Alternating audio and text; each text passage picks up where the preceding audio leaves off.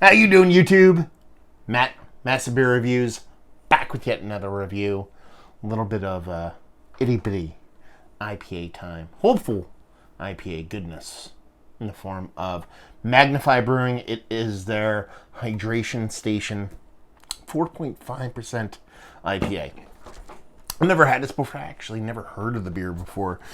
Get my fair share of Magnify stuff by me now that I live in Jersey, but drips and drabs. I usually don't pick their stuff up at off the shelves all that much because they don't date their cans, and a lot of their beers are very drink now, don't wait on them kind of thing. Not that IPA don't have a longer shelf life than they should be, but Magnify stuff, typically, I feel like they're more of a drink now kind of beer. Regardless, this actually comes from my boy Dave. Thanks very much, brother. We actually met.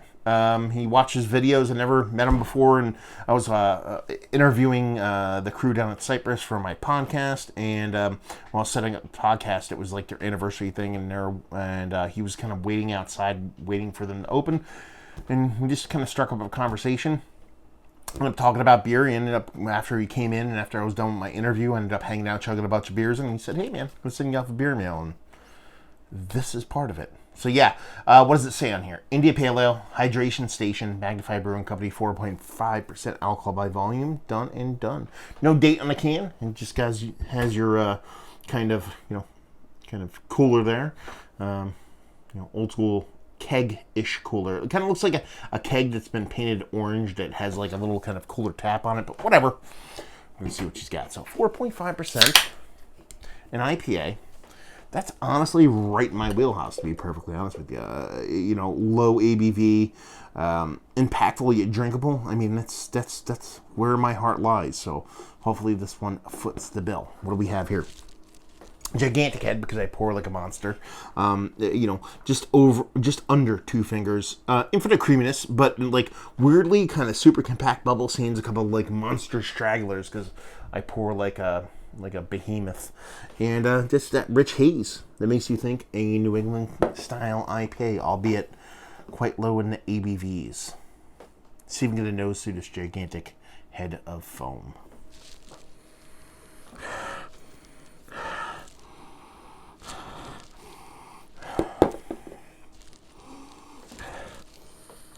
It's citrus all the way. Not overly bittering. There's a nice bittering component to it, but there's a nice sweet citrus, nice soft bittering. I get almost like a bittering mango rindiness off of it too. There's something beyond that citrus component. Nothing too huge, nothing too impactful, but it's 4.5%. So what you're getting there is actually pretty big. It's not over the top. And that's pretty much it. I mean, I rarely sit here and talk about like yeast components when it comes to a lot of these hazy New England style IPAs, because you're pretty much dealing with Conan yeast or London 3 yeast, which is in some kind of bonkers variant off of all those things. And what you're talking about is just something that's there to kind of help deal with and propagate, kind of make that beer what it is, kind of be in line with all those kind of hazy beers. So you're pretty much dealing with just hop components and a kind of malt component leading to that hop component being fruity. And by that I mean there's always a sweetness in these beers, whether it be 4.5% or 8.5%, but they're trying to make you believe that sweetness is part of the fruitiness. Even though the sweetness is the maltiness, and then you're getting the fruitiness from hops, your brain makes you think it's all fruit juiciness. It's pretty much what you're getting here, but in a smaller component. Like I said, it's a citrus, not overly bittering, and then you get that nice kind of mango, kind of dankness, mango dankness. Is that a thing? We'll make it up. Going on in there. It actually smells really nice, really impactful, and really drinkable. Honestly, 4.5%, that kind of vibes. I'm down. Let's chug.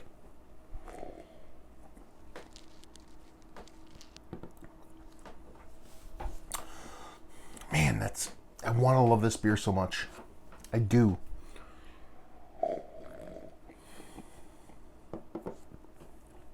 Man, that is so close to being something that I just gush over, but it's literally like bang, like a door shuts in front of me right when I'm starting to get the bits and pieces that I want. So, like I said, in the nose, you get that citrus, that kind of mango rightiness, a little bit of nice fruitiness throughout the whole thing. Not much else. Soft bittering, yada yada yada yada yada yada. You actually go to drink it.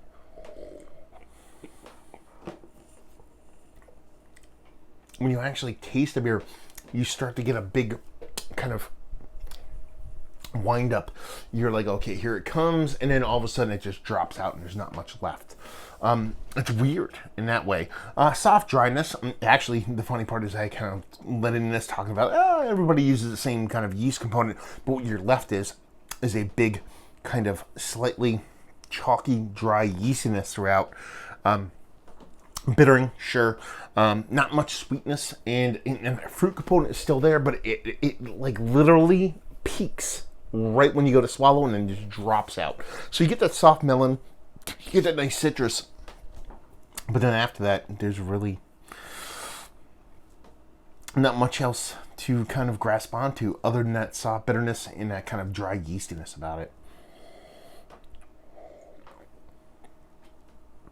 Pretty nose. Tasty beer, except it kind of leaves you wanting a little bit more, and not in a good way. There's a lot of beers that like, okay, you just want a little bit more, but that's a good thing.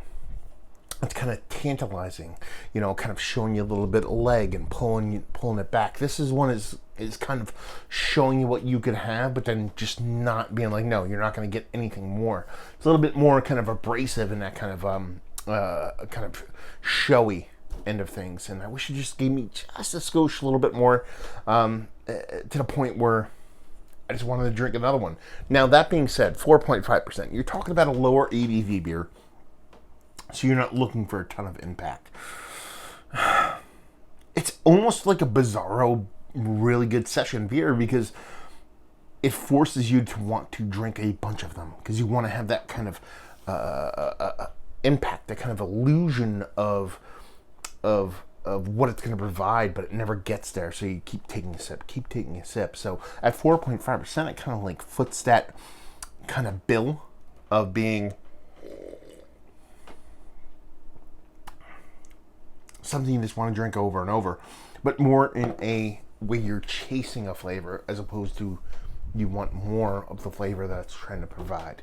If that makes any sense. So it's fine. It's fun. It's 4.5%. I kind of like what it's doing at that ABV level, but I think there's a little bit more of an end game to be had with the beer. At least I want there to be more of an end game to be had with the beer. But it's fun. It's tasty. It's probably one of the better lower ABV beers I've had from Magnify. The best was I had this kind of Fooder oak-aged lager. It was actually a blind beer. It was one of my mystery beers that I did, and I really enjoyed that one. But it's just fun, tasty, unique, and impactful in fun ways. So I kind of dig it. So let's cut to the chase. Is it one of the better sub 5% hop forward beers that I've had as of late? It's worthy of being in the conversation, but it's definitely not there at the top. There have been ones that have kind of done me more proper than this. Looking at Equilibrium, whether it be Photon or Tomorrow. There's been a couple other ones. District 96 put one out. There's a couple other breweries that have really kind of turned me out that lower ABV price point, or ABV number. And it's, while being kind of, give me drips and drabs of what I want from those kind of beers, it's just kind of lacking at the end game. It kind of gives me a bunch, but just kind of falls short. If it makes any sense. Value and availability, no idea. Like I said, Dave kind of shouted off to me, and brewery only, I think. Never know. Magnify distributes and leave you with, if you like what, will you like this? If you like impactful hop forward beers, but you want them on a smaller ABV package, like I said, there's a lot of breweries that do it really well, but not really. I mean, I'm contradicting myself right there, but the ones that do it really well, but there's not a ton that try to do that. There's a lot of breweries that live at that 6-7% and above ABV kind of marker, And when you get something that's fun and impactful, sub 5%, it's worth noting. So if you like the Haze-Bro Hop Thought world, but you want to kind of come in at a lower ABV kind of point, this is going to do you proper. There you go. Another review in the books. Hopefully you guys enjoyed it. Down there, if you want to talk about it, Massive Beers. If you want to check me out doing the social media stuff, Beer Massive. If you want to check me out doing a whole podcasting thing. And hopefully you guys enjoyed the review. Hopefully you're enjoying a nice little sub 5% hop jam right now. We'll see you next time. Cheers.